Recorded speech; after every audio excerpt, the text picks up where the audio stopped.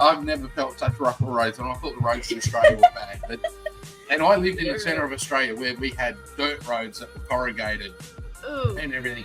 But I have to say, the roads in Louisiana are worse. Do they hit? They are very bad. There's a reason why. Sometimes it's not cardio version from our monitors. It's the potholes.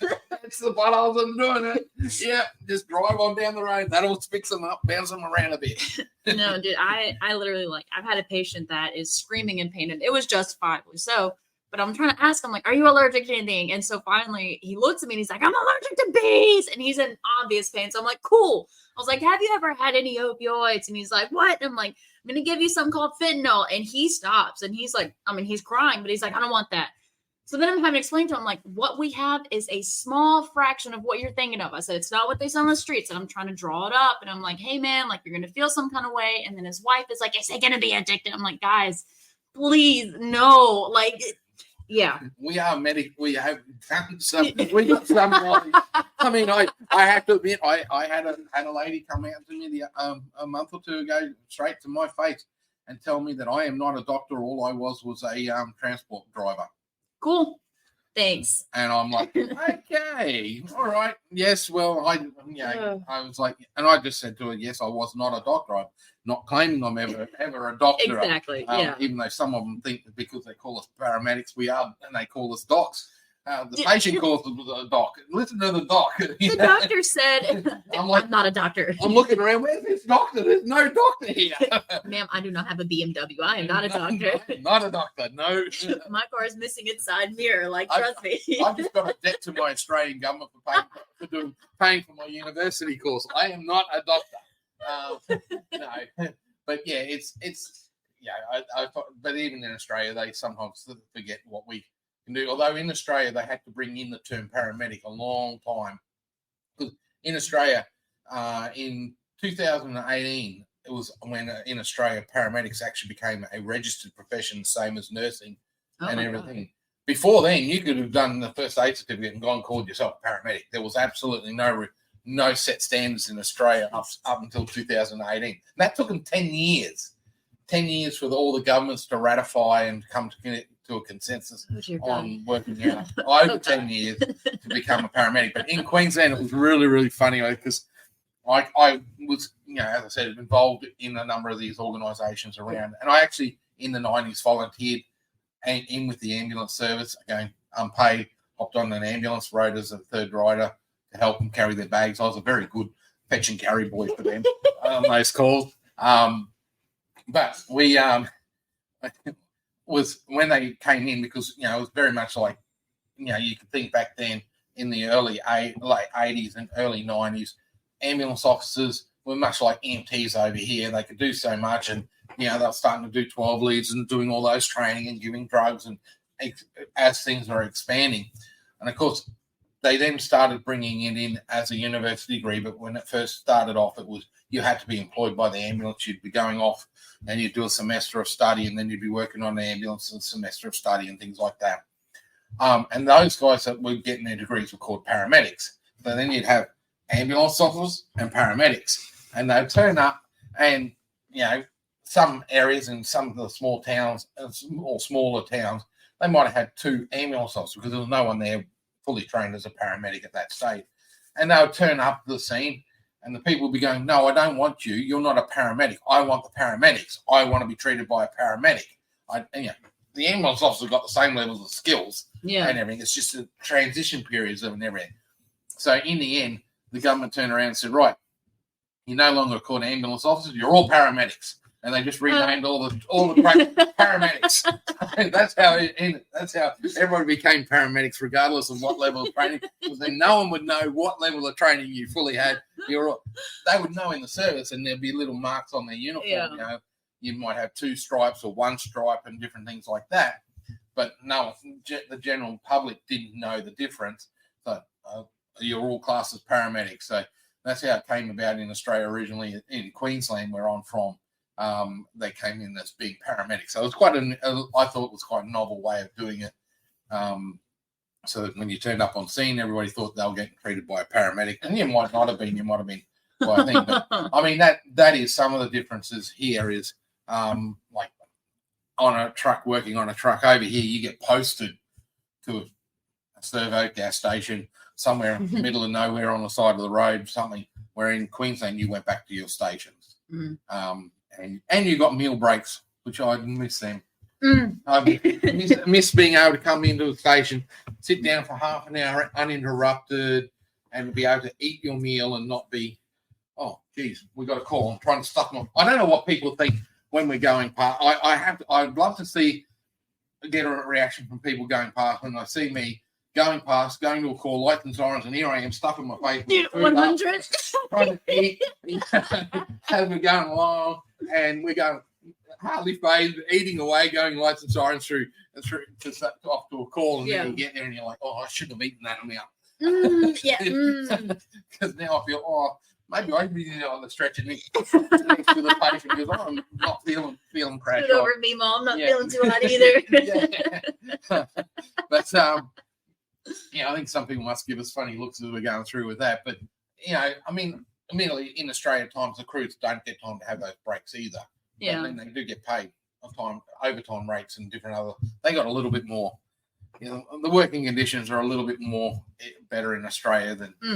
But again, as I say to people, you can't compare what happens in Australia and how it is in Australia to how it is over here. Yeah. I mean, we don't have the population. We got the kangaroo population. We don't have the people population. You've got cities over here with more people than we have in the whole of Australia. So, which is wild to think about. I mean, it's like Australia's only got like 26 million people in the whole country, but we can't support more. And that's the thing that people, they look at it. The intense population is all along the coast, like especially on the East Coast. It's on the East Coast and everything. When you get West Coast, it's a lot more barren, a lot more desolate. A lot more can't support the same amount of people because it's a drier area as well. And then when you start going inland, people got to understand there's a desert in Australia. Like we have the Simpson Desert, and it's a blooming big desert. And people understand Australia is a huge land. Like it is a continent island as one. But I tell people, my home state in Queensland, where I'm from, Texas fits 2.5 times just in that state. When I said I lived in the center of Australia, I lived in a town called Alice Springs. It was a 2-day drive to go from Brisbane, which is on the east coast, to Alice Springs. It was a 2-day drive, and I'm talking driving 11 hours, close to 10 hours each day, kind of thing, to get there. Like I left the second day when we drove back. We left at 5 o'clock in the morning. And we got home at 7:30 that night, and I only ever stopped for fuel. And I was doing roughly around probably close to 80 mile an hour. How many kilometers is that? Close to probably around 140 kilometers the whole way. Lucky I didn't see a police officer in my own state of Queensland because I was speeding. Then when I was driving along there was 2 things I was praying for: not to see a copper. Because a police officer, we call them coppers. Coppers. Okay, shorten. See, we got to shorten everything. Coppers and kangaroos. And the old roos come and bouncing out, so I didn't hit one of them. If I hit one of them at that speed, they would have ruined my day. Yeah. Well and truly, ruined my vehicle. Even though I had a bull, we call them bull bars in Australia. You might call them push bars over here, but big steel weighted things on the front to push them out of the way. You needed them for the kangaroos and the camels and the bulls and the cattle. Well, when you start getting out in those areas, the stations, and this is what I say to people, they got to understand. Like my nephew worked on a cattle station in Queensland, and it was right in the corner. We call it Cameron's Corner, which is where 3 states kind of meet, and this cattle station was in there.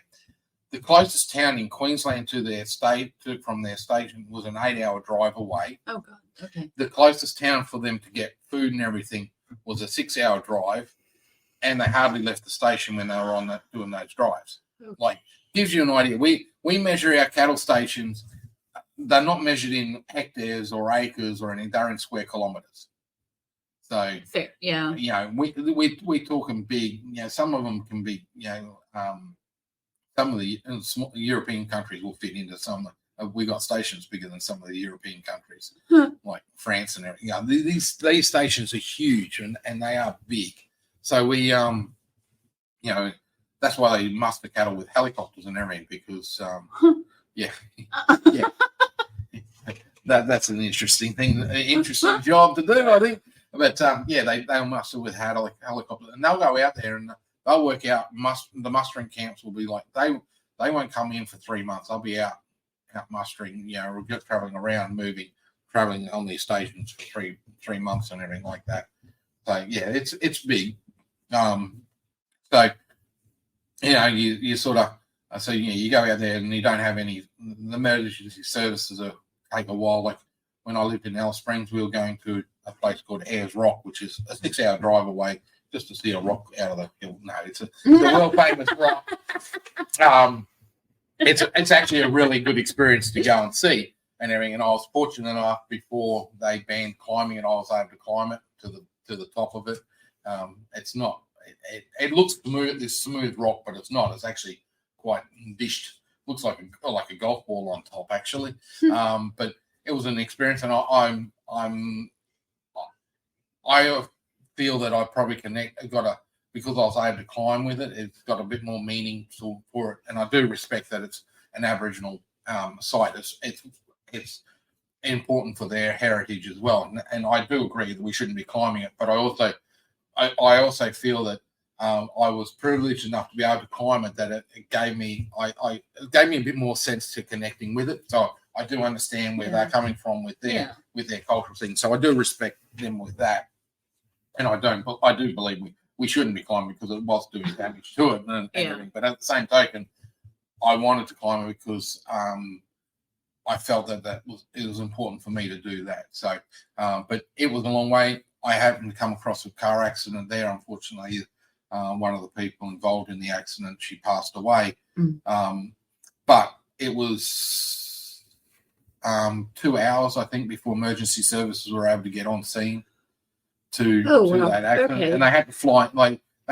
They flew a plane close to the closest airstrip that they could land on, which was at a station, which was then an hour's drive for them to get to from the airstrip to where we were and everything like that. So it gives you an idea how remote, like out in the centre of Australia, they're going up, it's called the Stuart Highway. You'd be travelling along and all of a sudden you'll see the road will open out to this massive big area that's like 3 to 4 car widths wide, like on both sides and everything. And it turns into emergency runways for the plane, it's called the Flying Doctor Service, which is it's a non-profit organisation. They go out. So the Royal Flying Doctor Service, they do the medical retrieval, they do those sorts of things, but they go out into the remote communities, the Aboriginal communities in the remote areas, and do medical clinic stays out there, giving them, doing health checks for the people, for the residents and everything like that. And then they'll also do a lot of the hospital, like from the rural hospitals, small little hospitals, because the major hospitals are in Brisbane and the bigger towns and everything. They can be 3, 4, 5 hours driving, so they have to be flown in. So they do the flights in. So when I was doing my training, or some of my clinical days on an ambulance, we went out and we brought in. There was 3 patients come in from rural hospitals. One was, I think, had sepsis, and somebody had something needed. I think it was appendicitis surgery and things like that. They had to get flown into the big, because these hospitals don't have those services. Yeah. Some of them don't have any of that. Some of these smaller towns, they will have an RN nurse working a clinic out there, and that's it. Jesus. If they're lucky, they may have a doctor at some of the smaller hospitals. But those doctors aren't always all general surgeons and everything like that. So it's systems that are worked in, and because as I said to people, as I say to over here, they got to understand the width of Australia is pretty well the same size as the width of America. Yeah, going across. So it gives you an idea how large the the place is. So we have these different systems worked out, different organ, and that's why I say what works in Australia won't always work over here, because you've got totally different situations, places, hospitals. Some hospitals are a lot closer. We don't have the time, so I've medevaced out some patients here, and they'll be there within 5 to 10 minutes of where we were, which was going to be nearly an hour's drive for us. Like in Australia, you're starting sometimes with the helicopter, just an hour's flight for them, just for them to go there. So, you had kind of mentioned another part that I feel like is a vast difference. The free air service versus like, dude, I on both spans of like flying a patient out. Literally, there was a patient that we could have driven, but he just laying it out. He was plaster drunk, like absolutely toasted. And he ran into the back of this huge, like, concrete truck. His car was mangled. So I'm like, is he stable enough to make the hour and some change drive to the local trauma center? And we're in the middle of nowhere. I was like, maybe right now in this moment, but instead I'm going to give him a down payment on a car, or, granted, to fly out a patient, you're buying a car. It's buying a car. And then, so that's like the flight service, let alone, I've had a patient who, she was having a huge STEMI, and she looked at me, she's like, I can't afford this ambulance bill. And I looked at her, I was like, man, you, with all due respect, you can't afford not to. And then, morbid, but she ended up having, like, she started having a stroke on the way to the hospital. We're 5 minutes out. And I'm like, cool, great. Glad you didn't drive. But that's another aspect, is that, like, we have to not convince patients. You never want to convince a patient, but explain to them, like, your life could very well be dependent upon this ambulance bill. And then not to mention your hospital bill, not to mention, like, recently refilling an EpiPen prescription hurt. Yeah. Like, I had to look at, like, do I pick up overtime now? Like, yes, ouch. Yes, and it's very interesting concept, and it took me a while to get my head around with something, and I still don't understand your health insurance over here. I have not got my head around it at all. What do you mean I have a copay? But in Australia, we do have a little bit of free healthcare. It's a bit of an interesting system in Australia with it. So we have a quasi free thing, and also it depends on what state. So in Queensland, in our power bill, we pay an emergency service levy. It's part of our power bill, which is paid. And our power bill, we have our power companies that sell the power, but a lot of the company and it's a semi-privatized government. It is a private company. It is owned. Our state government owns the controlling share of that company, and there's other people who invested in it, but they own all the poles and wires and everything like that. So they are in charge of maintaining the infrastructure for the system. The government gets revenue from that, which it's not a bad way to go in a way. They're getting revenue from it. They sell the power to the retail companies, and then we buy. You can choose whichever retail company you want. So our state government sets the base price for the power, sort of thing, to them and everything. So, but they make a huge amount of money off it all too. Yeah. So don't worry, we pay huge power prices in Australia at the moment, but we won't get onto that but our health system with that. So how it all works is, because in our tax we pay a GST. So everything that any item that we buy or services, your plumber in, you go to the car mechanic, you're paying 10% tax on all of those things. So that goes to our federal government. They divvy it up and give money and some sort of formula to our state governments to run our hospitals, our health departments, and things like that. Plus, we got all our mining royalties. Thank God for mining. Mining royalties coming in, and other taxes and everything. We pay, Australia, we pay a fair amount of taxes as well. So so with our health system, with that, if you are involved in an accident, you're transported by the by the ambulance, because you are a resident of Queensland, you won't get a bill from the ambulance company. It's covered through that. If you're from another state, that's a little bit. In other states, so like Victoria, they have a very similar system where to over here, where you pay for a yearly subscription to belong to the ambulance service, or you have it built into your health insurance and things like that. So they do a little bit there. As I said, in Queensland, we've got it where we're 100% covered because you're a resident, you're paying it in the power bill, you're covered. You go into the emergency department, you won't get billed when you're in the emergency. For whatever they do in the emergency department, you'll be covered. To offset, then if you need to have a knee replacement or a hip replacement or a pacemaker put in, if it's not an emergency health condition, it goes in the public system, you'll go onto a waiting list. Now, it could take 4 or 5 years before you get a knee replaced or a hip replaced or, different things like that. You're on this waiting list. So what the government has done is they turn around and said, well, you can also take private health insurance out. So with private health insurance, they cover some of those elective things and everything like that. But when you do go into the ER with your private health insurance, they will bill your private health insurance to pay for some. And then if there's any outstanding amounts, it goes to what we call Medicare, which is our government or other thing. If you go to your family doctor and everything like that, you end up do a co-payment there. Mm-hmm. So Medicare won't cover the full cost, but it's much like here and with us, we're paying like $40 or $50 out of pocket expense.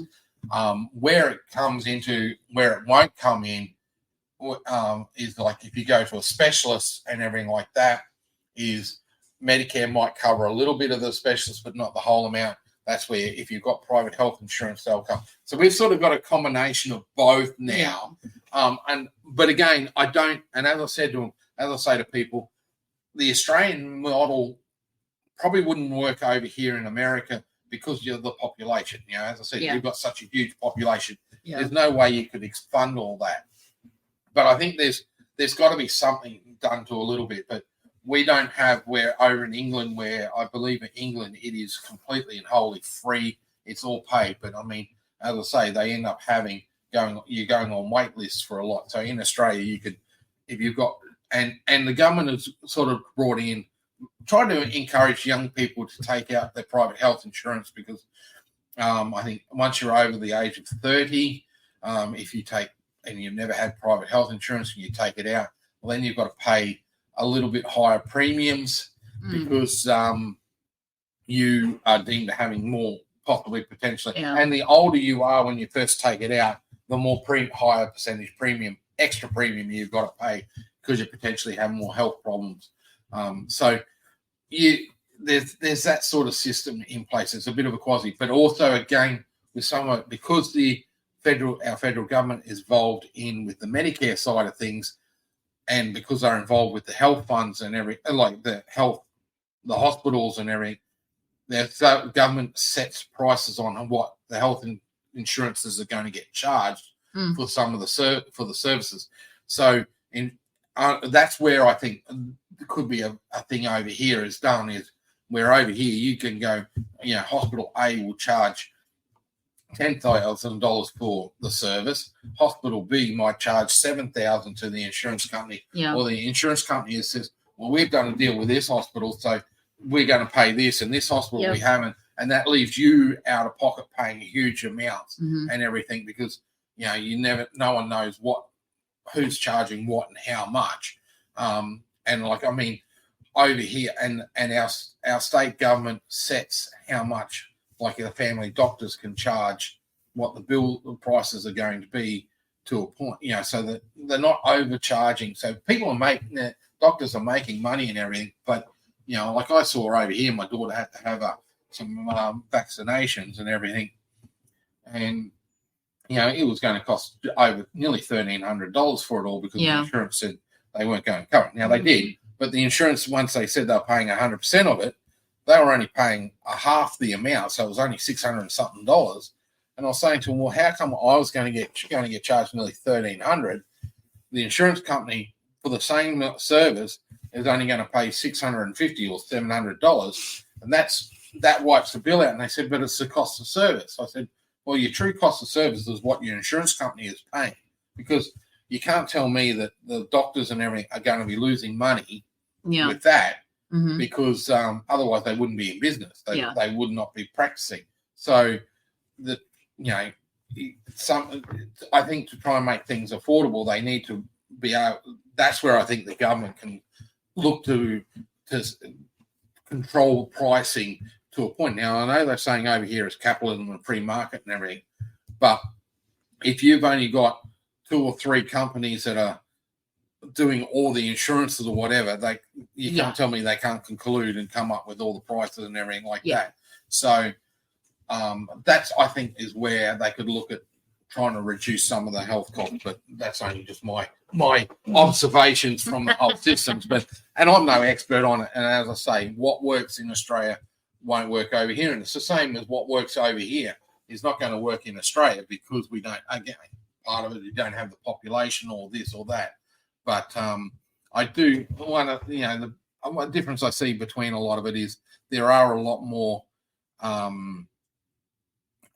people are generally have more. If they are sick, they'll have more things wrong with them, 2 or 3 conditions. Where in Australia they're trying to manage it, but again, it's smaller population to be able to control. We don't have in Australia. Some of the things is they don't have the 50,000 TV channels that you have over here. And still nothing on TV to watch. You have all these channels and nothing to watch. But you have all these channels and everything. In Australia, we've got, I think it's 4 or 5 TV networks. They might have different other channels, but so it's easier to advertise on them to go across. And there's only a certain number of radio stations over here. You've got a gauntlet of radio stations. So again, how in Australia it's a bit easier for the governments to be able to do the advertising. Their advertising dollar goes further with the advertising because it's easier to go out. So it's easier to do the community campaigns, education campaigns, and everything like that. Where over here, because you've got a gauntlet of ways, your advertising money only goes a smaller distance, and you've got to be they have to be very selective of where they use that money on the thing. They can't, like in Australia, it's easy. They can bombard it because they don't have as many to go across, where over here, you can't do that bombard. So it's harder to get that message out. So people aren't fully informed. That's one of the big difference, and a difference I've seen talking to the people over here. The general public over here aren't probably as medically savvy, understanding medical things. They don't ask the doctors some of the questions. They don't get a lot. Where in Australia, people will ask doctors a lot more. If they don't understand, they will start asking. The information is out there with the community thing. So people have a little bit more medically attuned or understanding than can be over here. And again, I'm not sure about other states in America. This is what I'm finding in Louisiana. It's pretty worldwide in the United States, nationally. And again, this is no criticism of between the 2 different places. I mean, as I say, you can't. It's hard to get that message out when you've only got your dollar can only be spent on a smaller number of places. Where over in Australia, you'll get more bang for your dollar comparing it, because it's easier to get onto. They don't have all the different. You talk about newspaper. You can put it in print. We've got a handful of different newspapers over here. I've got goodness knows how many newspapers you have going. Like sort of thing, and the communication system. So it's an interesting, when you get into it, looking at it, it can be an interesting way of going, but of the differences. But it's what works. But I would like to see a little bit more.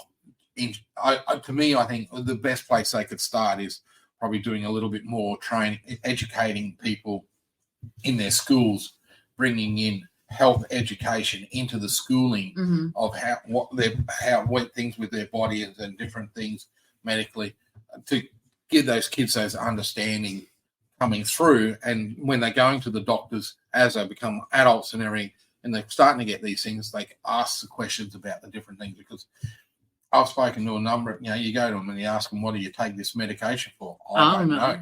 I don't know. Well, has your doctor discussed this with you?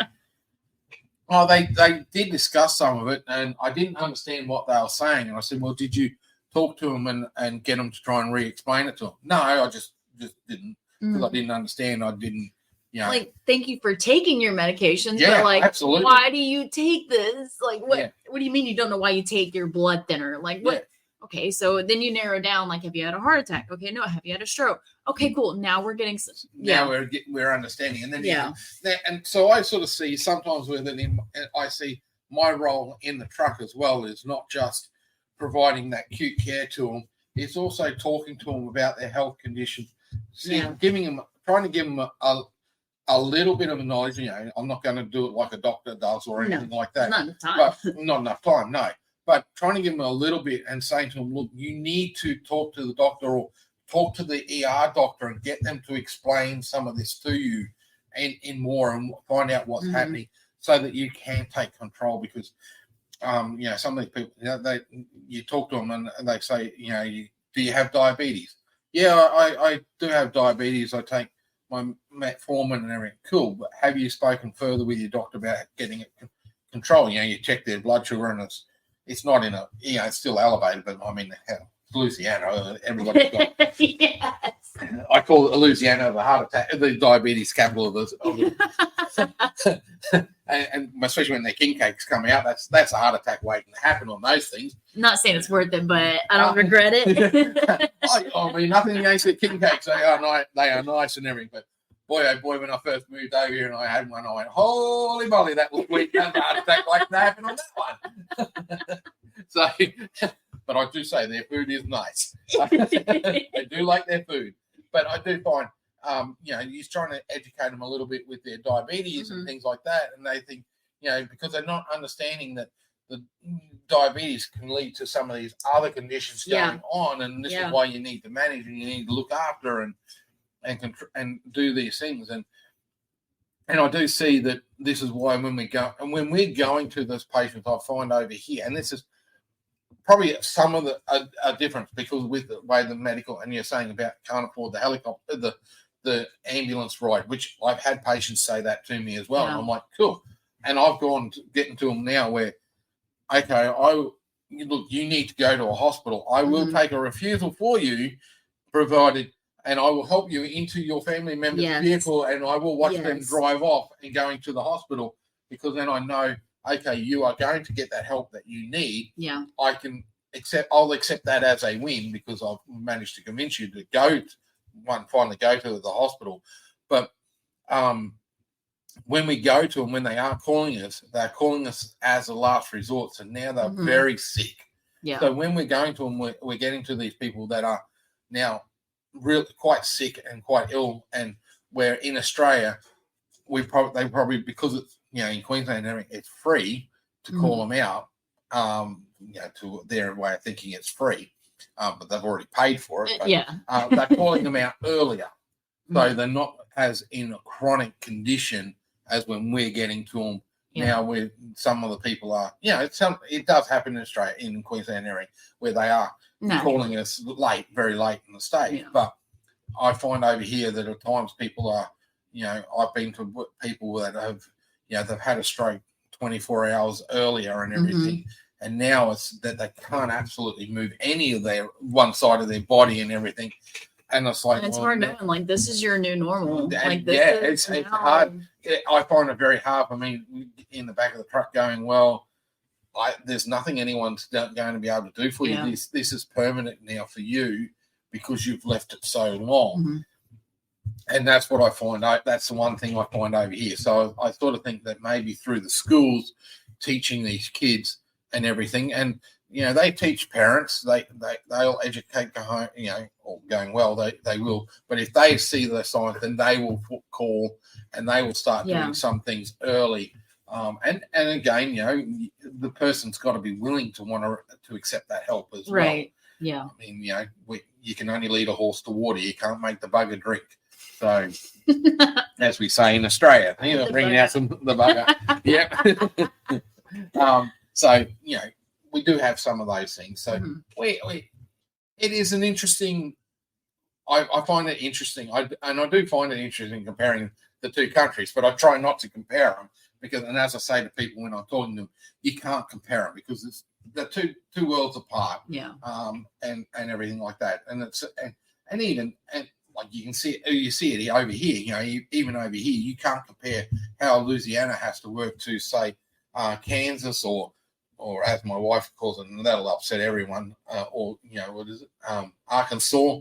We call it Arkansas because I know it'll upset people. Oh look, I love it over here when I see it. There's a place called here. Everybody over here they call it La Place, but it's spelled L-A. It's spelled La Place. So I got to stir them, so I just call it La Place. And Jesus, when you get a local from La Place, it winds them up quite nicely. Or they call it, what is it, New Orleans? I call it New Orleans. New Orleans. And everybody over here is New Orleans. And I'm like, New Orleans. No. And I'm like, this is good. Now I've got something. I can do a bit of Aussie stirring here. We'll wind them up. So, but you can't compare those what happens in one state to another state because what works in one state may not work in another state and everything. And I think some of that comes back again from my age dealing in car parts and working around in different, as I say, in different towns and everything. I worked in one dealership I worked in. We had one dealership in one suburb and another dealership in another suburb. And they were only, a 20-minute drive apart. But one, we would sell different parts. For the same model vehicles, you would be selling different parts in one suburb to what was sold in the other suburb. And you think, same model vehicles are going to be breaking down the same. But no, one area was certain one things, with a little bit of climate. One was closer to the salt water than the other area and everything like that. So all those things come into factoring in. You've got your local factors that come into to the situations as well. So and everything. So I find it interesting when you compare, and you can compare to a point, but you can't fully compare. Yeah, and I'm at a total of 3 EMS agencies I've worked for, and even then, like one of them was in Utah, but like even EMS agencies, from one where I worked at an agency that's like an hour and a half away to like where we work now, like it's 2 completely different agencies, and it's because you're in different areas, you have different medical directors, you have different ways of running things, and it's. There's a podcast I listened to, EMS 2020, that they say when you've worked at one agency, you worked at one agency. Yes. Like it's so different, and it's yes, and I see that, and that's I'm a big believer with the agencies, with managements and things like that. You need to recruit from outside of your own agency to be able to bring in fresh blood, fresh ideas, other perspectives, and everything. But that's even in general business as well across the board. And again, this has come back from even my own life experiences, working outside of EMS industry in a whole heap of different industries. I was fortunate my parents had their own business growing up, so I grew up in this whole business world type of thing and everything like that. So I see that from that whole perspective. So I sort of find it interesting, again, looking and comparing, and I do that a lot. I find nothing better than go sit at a coffee.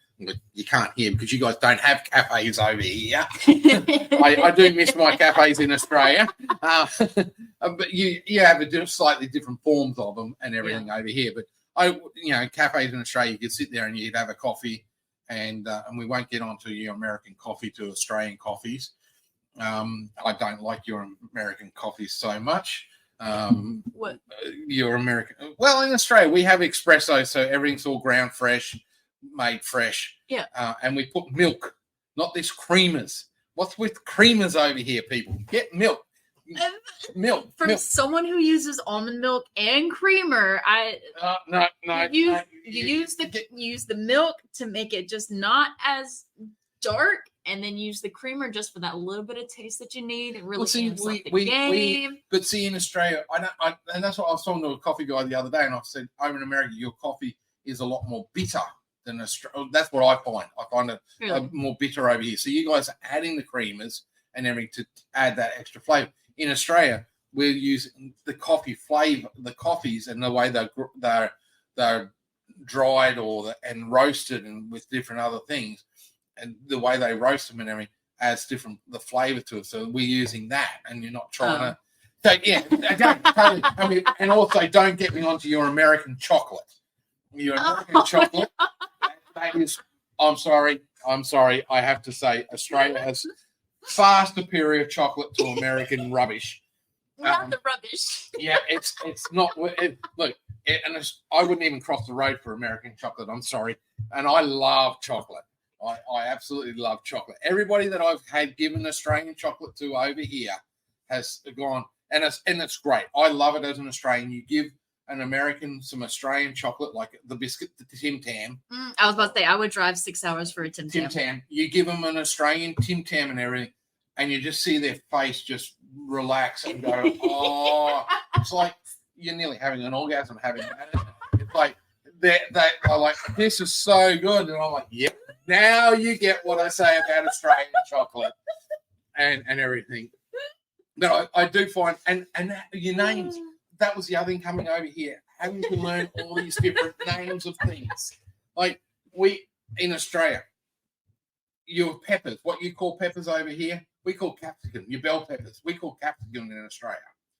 Cantaloupe, we call them rock melons because they look like a rock and they're a melon, so they're a rock melon. But cilantro over here is now I've forgotten the name of that one. It's on the tip of my tongue and I can't remember, but it's a different name.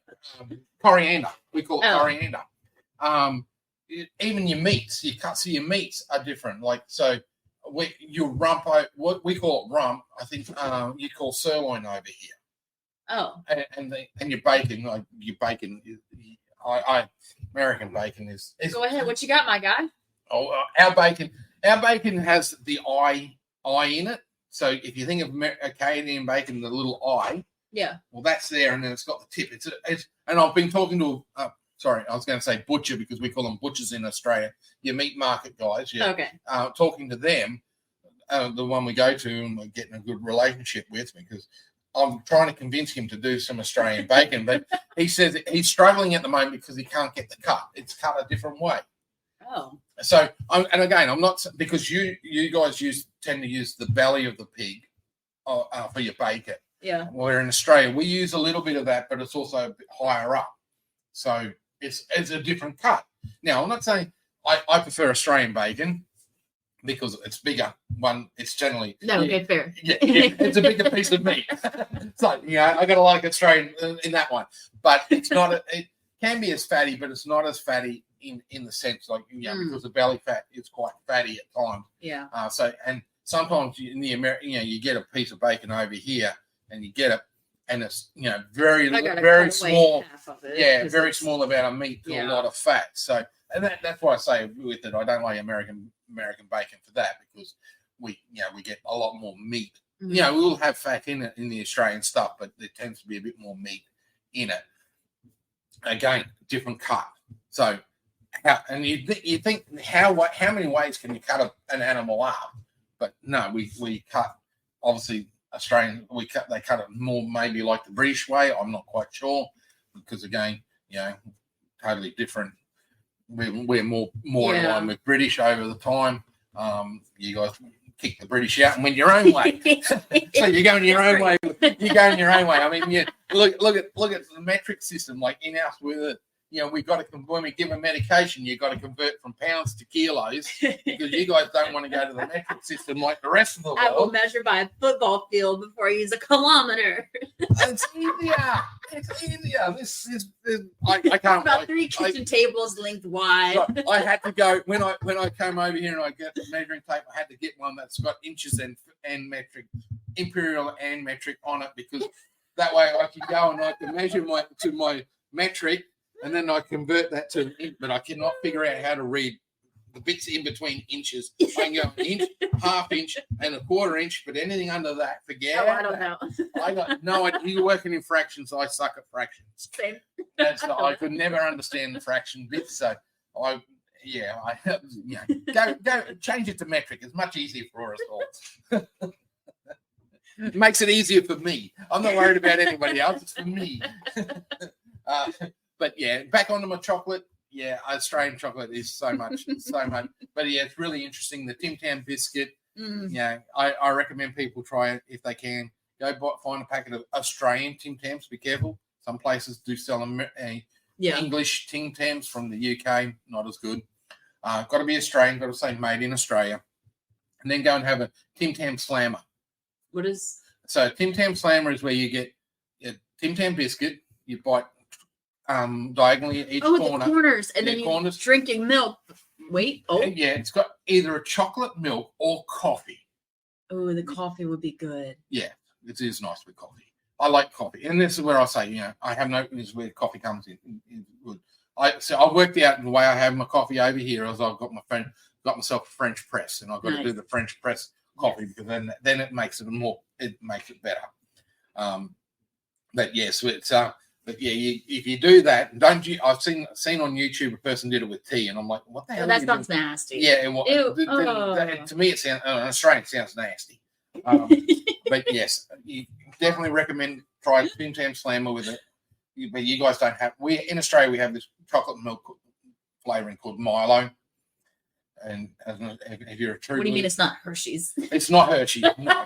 If you're a true blue Australian, and I'm saying about Milo, everybody will know, because when you have it, you can have it hot or cold.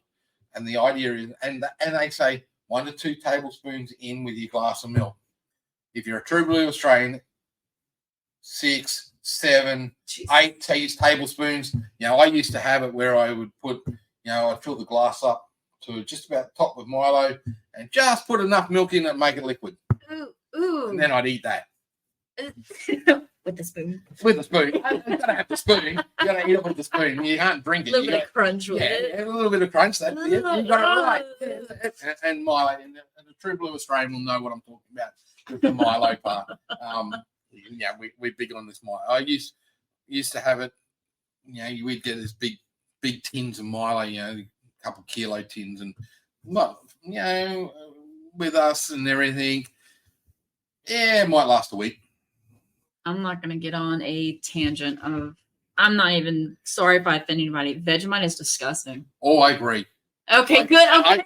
I don't know. I have to say, I am not this Australian that loves Vegemite. I hate it. But I will say, I love watching Americans try Vegemite where they get the spoon and they take this great big smear of it. I tasted it straight when somebody. No. It ruined me. To have Vegemite, and this is the thing: you get your piece of toast, you put your butter on. You've got to see the butter, so if it's cold toast, you smear it, butter on, and then you smear Vegemite on. And if you cannot see the butter through the Vegemite, it's too thick. So no one ever explained that. Yes. And because we don't want that to be really known, because we love to watch American people try Vegemite and have it and go, this is awful. Dude. And you know where Vegemite comes from, don't you? No. It was the beer scrapings out of when they're making beer. Oh, it's all the waste product from making beer.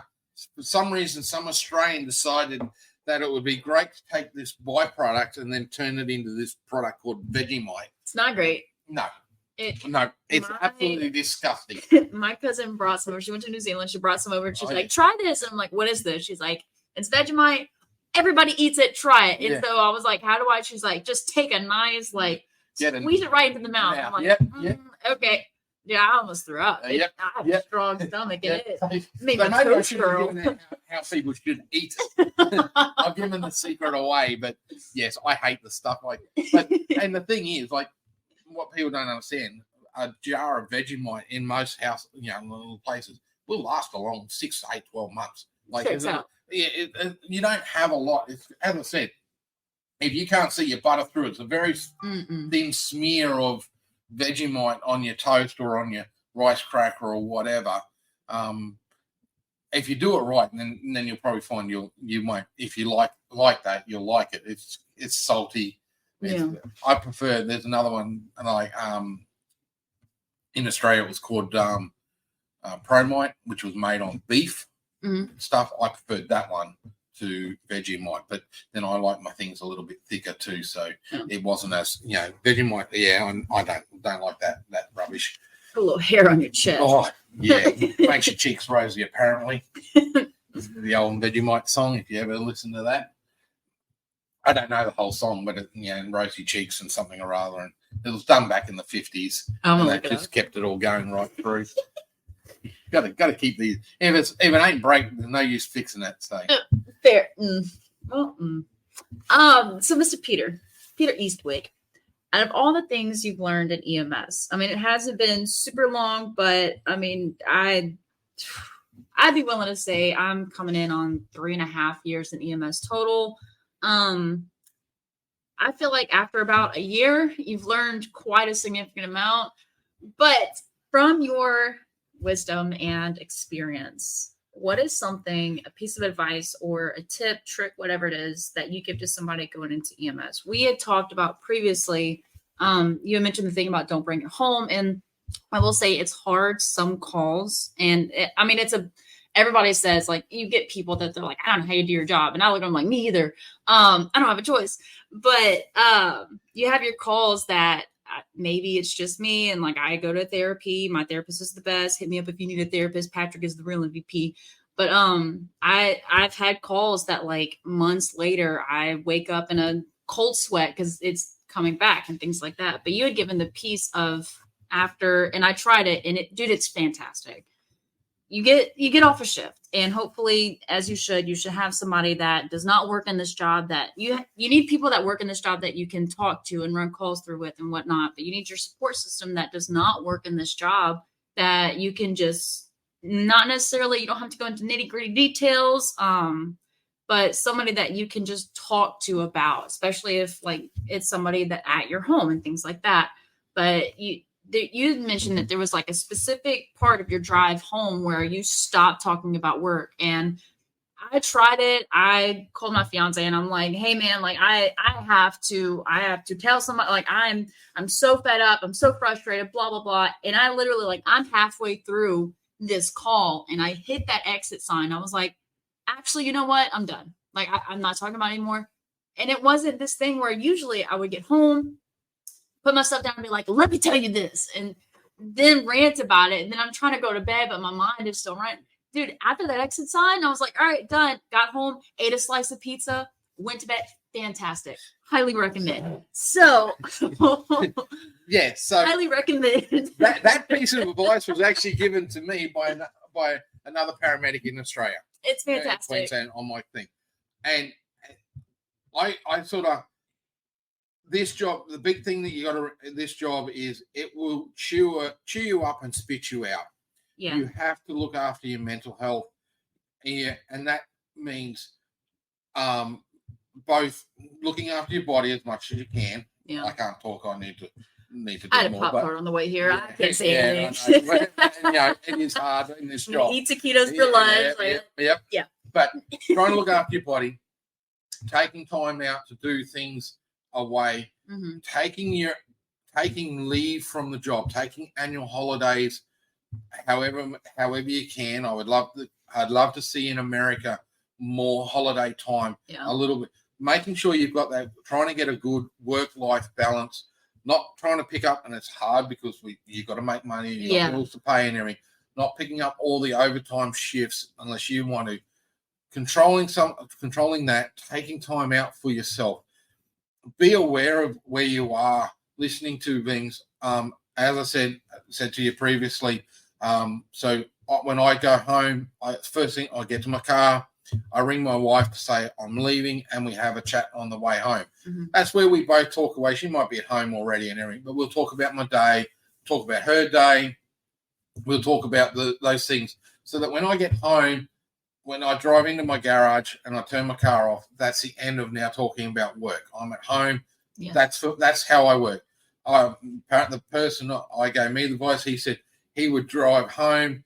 He would be going over his shift and everything. He had a certain sign. Once he got past that sign, he went, right, I've now finished work. I've left work. Now I'm going on the family thing. You do have to, this job, you have to try and be able to split. And it's hard. It's hard, but it's again, not only in this job and in this field, but even at my other jobs and my helicopters that I do, my car industry and everything, in those jobs. You have to leave work problems at work. You have to leave home problems at home. Once you can start learn, which is extremely hard. Yeah. And if you can learn to do that 95%, 97% of the time, there are going to be times I've had calls that I've run here. I've gone home. I've not spoken about them, but they have happened.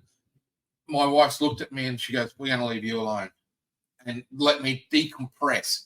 The big thing is also the other thing, if you run bad calls when you're on your job and everything, try and get a debrief. And when I say a debrief, you are able to talk to somebody else. As you said, you have people in our industry we can talk to them about a call. I did this, could I have done that better? It allows the mind to close that call. And if you can close that from what I've been taught, what we've sort of doing some of the subjects at the university, talking to other people, reading about mental health with some of the things like grasses, paramedics and everything and what they're doing. If we can close, our mind wants to close the loops and everything. If we can get closure, then we can handle those situations better. It's hard in our industry because we drop them off at the hospital and we never ever find out about those cases. So we can't always get that full closure. And that's what eats at us. And I know in Australia they're doing a lot with PTSD because outside of the military in Australia, paramedics and the ambulance services are the number one with PTSD services. It's touched my sister-in-law was a paramedic back in Australia, worked up. She's now had to leave her job, her career as an ambulance in the ambulance, EMS. She's doing something slightly different, but she had to leave because of PTSD and everything. So it's touched us as a family, not me so much because I'm a little bit insulated, but I've seen the effect that had on my brother and everything like that with the number of things. She's getting better slowly and everything. It's a long road. Yeah. But I've seen it. So I understand that, you've got to have those closures. And that means that, you ran a bad call, you had a bad call and everything. Talk to somebody. Don't be afraid to say, "Hey, I'm having trouble." And know yourself. And if you start seeing that you're having that problem and it's starting to ring and your loved ones start telling, then, start reaching out for that assistance. Most ambulance services and everything, they all have these systems in place to help you. I'm pleased to hear that you're going to a therapist with it. Admittedly, for me, I've come into it in later in life, so I've got a little bit more life experience and stuff going on. But I know it affects me at times and everything.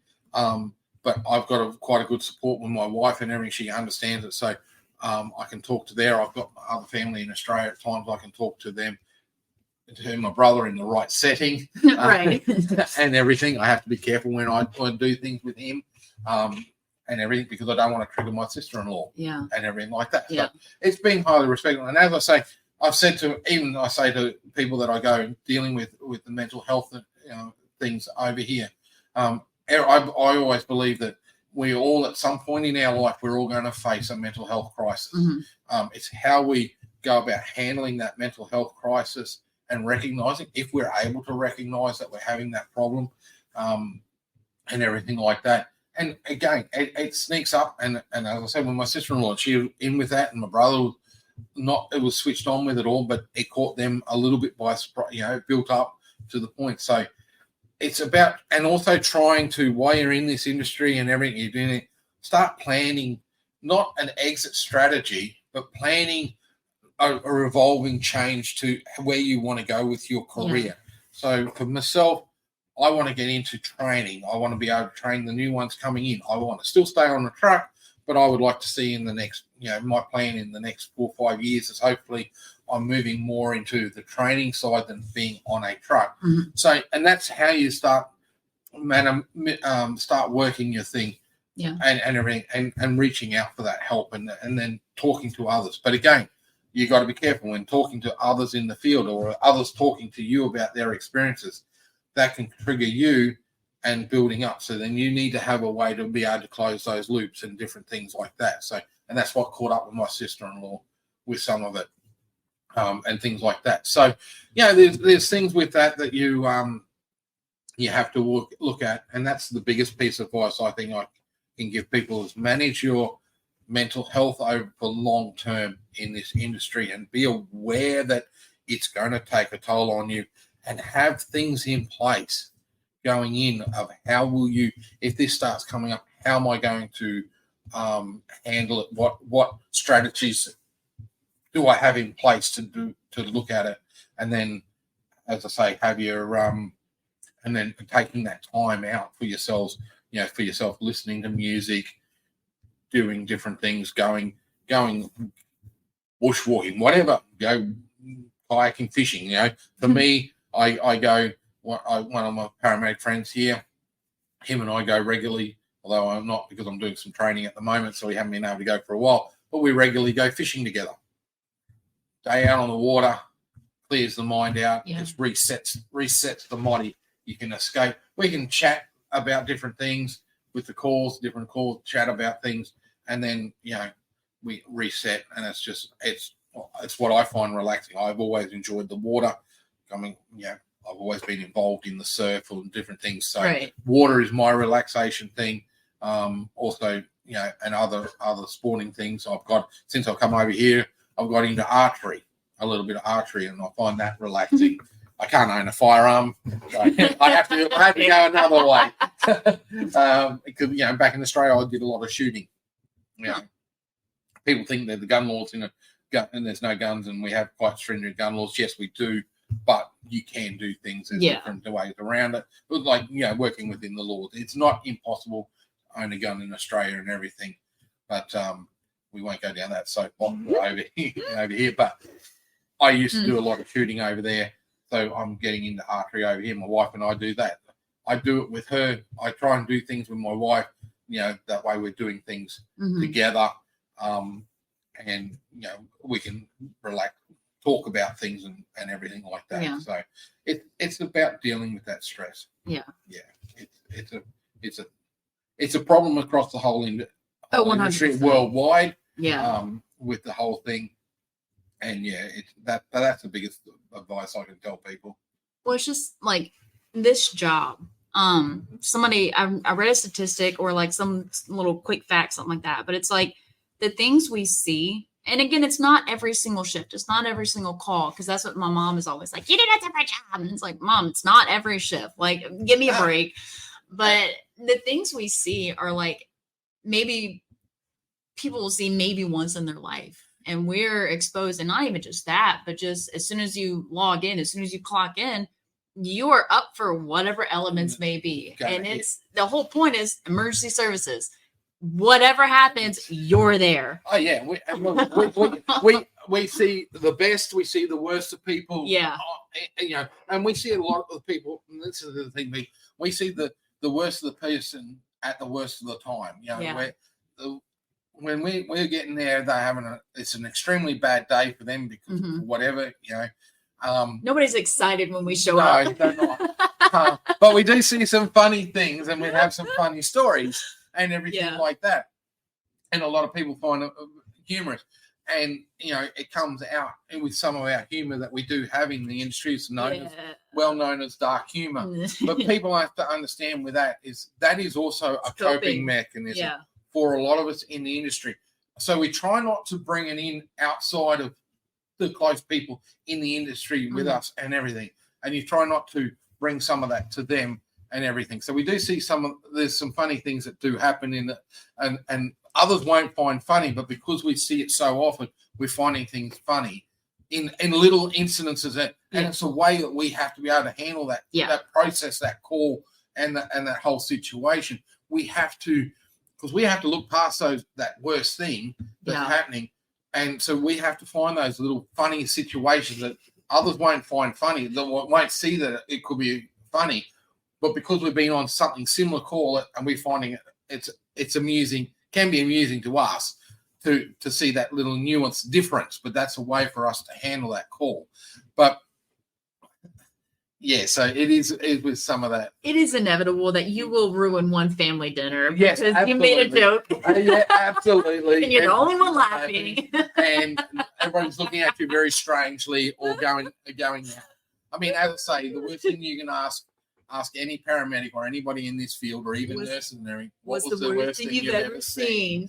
We my paycheck. My paycheck, yes. Well, truly. But there are some little funny stories that happen on it all, but it is dealing with that, and we have our humor, so people have to understand that we're not. And sometimes if a paramedic or something starts laughing on the scene or at something that's happened, it's not because they are being insensitive, right? It's them trying to deal with it. And like one of the subjects I did at university in my first year was actually a psychology subject, and it was all trying to teach us dealing with stress and PTSD, and they were trying to teach us to take the dark humor out of it. But I don't think that will ever happen because it's human nature in a way. But they said the biggest cause with like PTSD for us and everything is it's vicarious trauma. So it's seeing that, it's not seeing the trauma, it's constantly seeing similar trauma or overexposure and everything. And it slowly builds up in their system that we're seeing it. And sometimes, like I heard, one paramedic I was talking to, he started having trouble. He went on to one call, and then it was 4 years later, he went on a call that was very similar circumstances, but it brought flashbacks to that first call and everything. And then that started him having problems. And that was that built up trauma from all the other little incidences. And it's not, sometimes the worst calls you go on to seem very minor and trivial, but they flash. It causes us to have those flashbacks or those premonitions back. I've had a few over here, and there's a couple I've had it happen to me personally.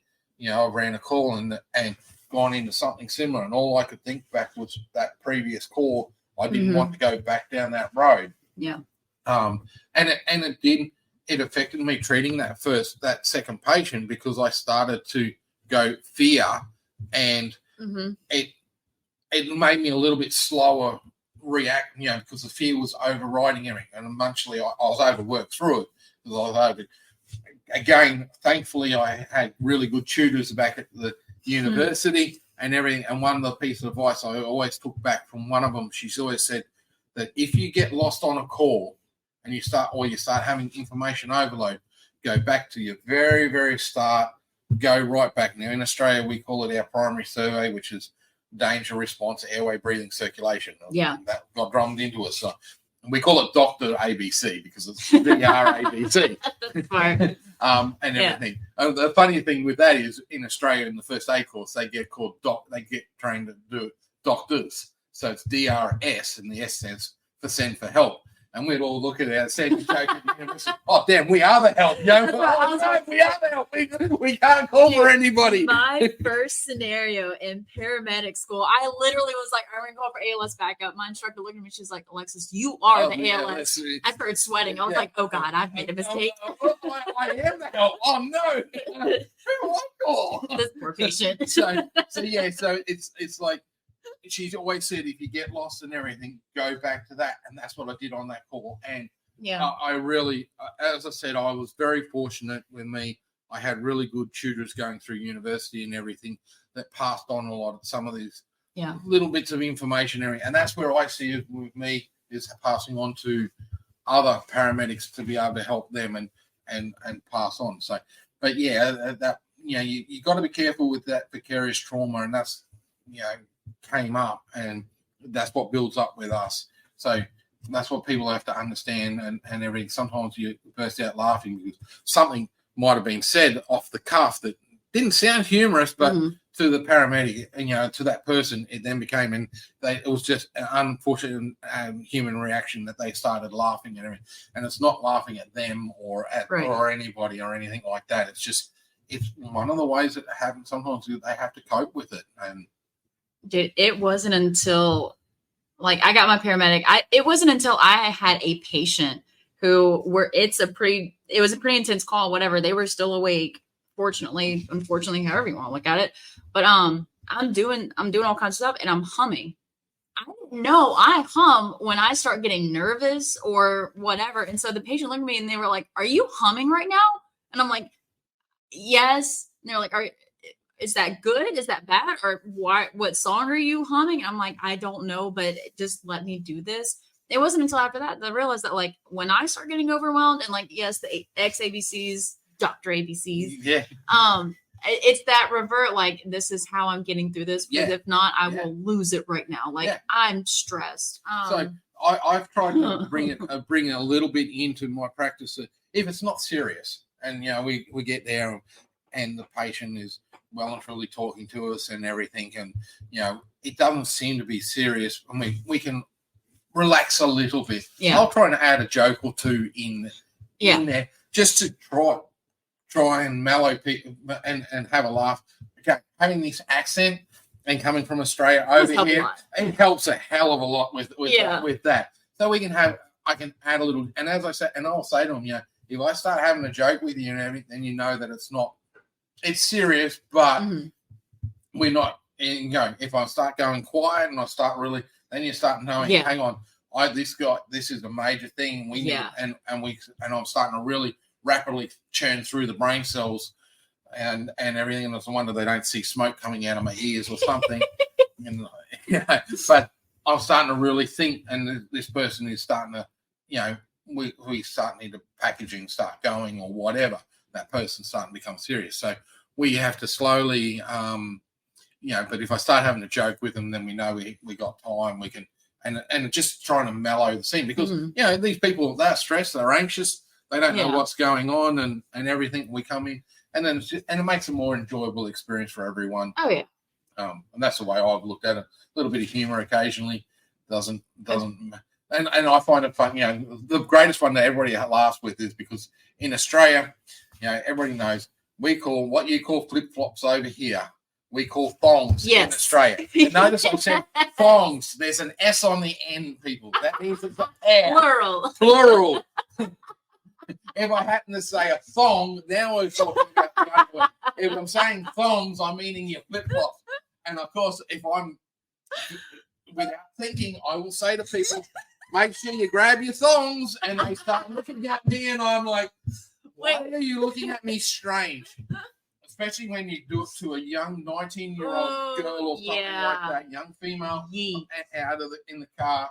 Who's dressed up in the nines going out and got it on, and and I'm like, I think I probably went really red with that one, but it did. Good. It made them all laugh and they all calmed down because they were all, been involved in an accident. They were quietly emotional and everything, and then they all started laughing and it calmed them all down a little bit and made it quite an interesting. My favorite I do is I'm about to check people's, and it also helps me gauge on where the patient is at mentally, kind of. Because I'll grab my little pen light and I'm like, hey, I'm going to shine this light in your eyes. Just look straight at my nose. And I'll always do it's pretty big. You can't miss it. I mean, I do have a larger nose, but usually that's a good, one, it takes the patient out of their circumstance because they're like, it has a big nose. Yeah. And then sometimes they'll say that. I'll be like, well, that hurt my feelings. Thank you. But see, I always go, I get bright light and I shine. And the other thing I noticed when on IVs, you guys all, I go, sharp scratch. And you guys will go a stick or something. A little poke or something. Yeah. I'm going, it's going to be a sharp scratch. So it's just a little different. And the other one is when you do blood pressures. Because you guys go, get a little tight. You guys go, when I'm giving reports to nurses, it took them a while because I'll go, 138 on 74. Huh? Yeah. See, there you go. Huh? You guys will go 138 over 74, but it's on because the lower number, because that's the resting rate. So it's 138 on 74. That's an Australian difference. We all said on. On, Okay. not over. It's not over it. It's on it.